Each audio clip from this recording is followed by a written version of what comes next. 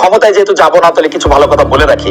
সেই হিসাবে আপনাকে একটু প্রশ্ন করতে চাই যে আপনাদের দল ক্ষমতায় যদি আসে, তাহলে ডক্টর ইউনূসের চেয়ে ভালোভাবে দেশ চালাতে পারবেন কিনা?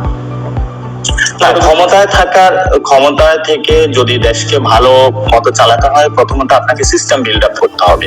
অতীতে আমাদের যে 53 বছর যে সিস্টেমটা রয়েছে সেটা অনুযায়ী দেশ চলে না এবং দেশ বাধাগ্রস্ত হয়েছে এবং দেশ ধ্বংসস্তূপে পরিণত হয়েছে, সেটা আমাদের সামনে একদমই দৃশ্যমান।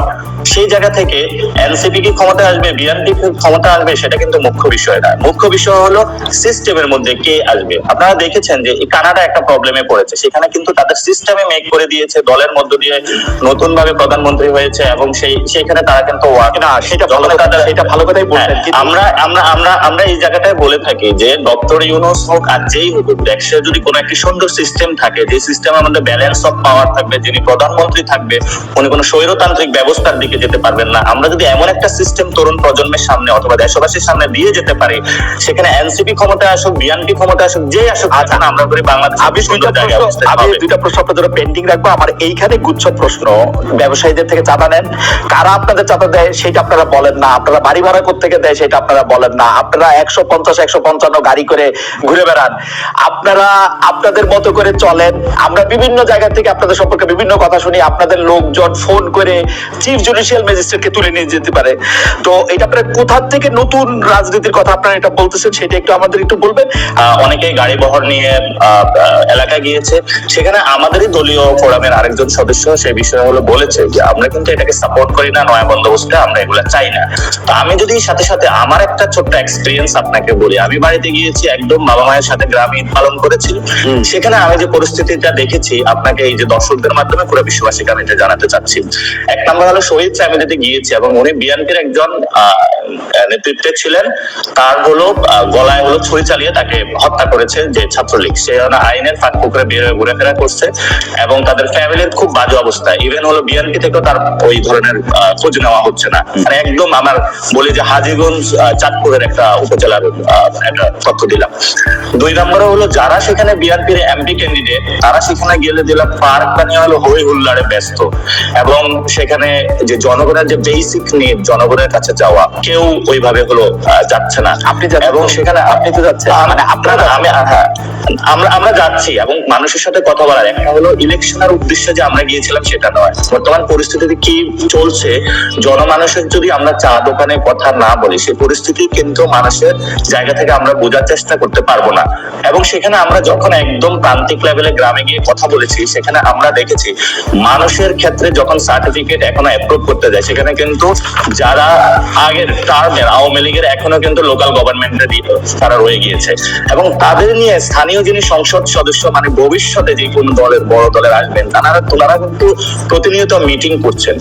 আমরা যেমন গাড়ি বহর দেখতেছি প্রান্তিক লেভেলে, আমাদের যারা গ্রামে গিয়েছে, বিভিন্ন গঞ্জে গিয়েছে, মানুষের সাথে কথা বলেছে, এমন ধরনের অসংখ্য স্টোরি আপনাদের সামনে উঠে আসবে। এবং আমরা সেখানে গিয়েছিলাম, গতকালকে আমাদের অফিসে একটা ছেলে এসেছিল, সেখানে সংঘবদ্ধভাবে 35 জনের একটা চক্র বাসায় যখন গিয়েছে, চাঁদা না পেয়ে তার উপরে সংঘবদ্ধভাবে তার চক্র তার উপরে হামলা চালিয়েছে। তার স্ত্রী, বাচ্চা ছিল গাড়িতে, গলার চেইনটা কেড়ে নেওয়া হয়েছে এবং বাচ্চা যখন গাড়িতে ছিল বলছে গাড়ি পেট্রোল দিয়ে জ্বালিয়ে দিবে। সে গতকাল অফিসে এসে কিন্তু আপনাদের জন্য সুখবর, আপনারা তো সুফল পাবেন, মানে এটাতে আপনারা না, আমরা একটা যে সুফল পাবো, কিন্তু স্টেট লেভেলে যখন একটি দল কেন্দ্রিক এইসব ব্যবস্থা থাকে, তখন গিয়ে আপনি যখন আইন শৃঙ্খলার কথা বলবেন, তখন এটা একটু টাফ সিচুয়েশনের মধ্যে পড়তে হয়। অথচ যখন আপনি ফিউচার দল হিসাবে আপনি জনগণের সেবা দেওয়ার জন্য চিন্তা করছেন, ভোটারের কাছে যাবেন, তখন যখন আমরা এই পরিস্থিতিগুলো দেখি, তখন আপনি কতটুকু সংস্কার প্রক্রিয়ার মধ্য দিয়ে যাবেন সেটার সম্পর্কে আমরা দ্বিধান্বিত। 1 নাম্বার। 2 নাম্বার জিনিস আপনি সারফেস লেভেলে বললেন সংস্কার এত %, আপনি সংবিধান সংস্কার প্রশ্ন আপনি নিশ্চুপ থাকলেন। সেখানে আপনি দেখালেন যে দলীয় প্রধান যিনি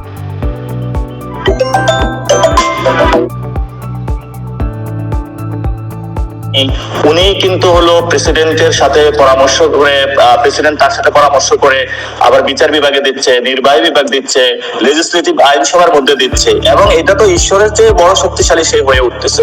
তো আপনি যখন ওয়েস্টমিনিস্টারের কথা বলেন, সেখানে তার কতগুলো বাউন্ডারি, কিন্তু আপনি কি বাংলাদেশের রাজনীতির বাস্তবতা, জনাব রাজনীতি পাঠান, আপনি কি বাংলাদেশের রাজনীতির বাস্তবতা জানেন? বাংলাদেশের রাজনীতিতে যদি নানামুখী ক্ষমতার কেন্দ্র তৈরি হয়, তাহলে বাংলাদেশের এই সরকার চালানো যে বহুমুখী অসুবিধার মধ্যে ডক্টর ইউনূস এখন পড়তেছেন, তার প্রতি শ্রদ্ধা রেখেই বলতেছি যে নানা রকম ক্ষমতার কেন্দ্র তৈরি হতে, ওই রকম ক্ষমতার কেন্দ্র তৈরি হতে বাংলাদেশের মতো একটা দেশ চালানো কিন্তু আসলে ইটস নট দ্যাট ইজি। এটা আপনি একটা এক ধরনের ইউটিলিটিয়ান চিন্তা ভাবনা, কিন্তু এটা আসলে অনেক বক্তব্য দেওয়ার কারণে, বড় বড় অনেক সাপোর্টার বেস কথা বলার কারণে অনেকের কাছে এগুলো ইউটিউবিয়ান চিন্তা মনে হয়। কিন্তু আমরা বলতেছি না যে আপনার সবগুলো আপনি 10 জনকে 10টা দিয়ে দেন, আমরা তো এটা বলতেছি না।